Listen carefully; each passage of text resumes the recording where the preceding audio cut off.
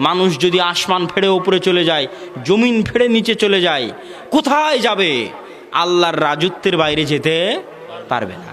ওই as-সামাদ এই শব্দটা আল্লাহ সুবহানাহু ওয়া তাআলা পবিত্র কোরআনে শুধুমাত্র একবারই ব্যবহার করেছেন, অথচ আর রহিম, আল গফুর, আল আজিজ এগুলো আল্লাহ সুবহানাহু ওয়া তাআলা অসংখ্য অগণিতবার ব্যবহার করেছে।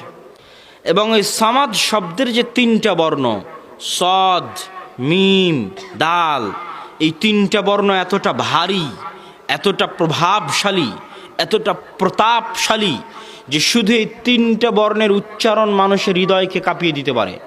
as-সামাদ যে সঠিকভাবে আরবিতে উচ্চারণ করতে পারবে, ব্যতিক্রম ধর্মী শব্দ। 3 নাম্বার ব্যতিক্রম কি?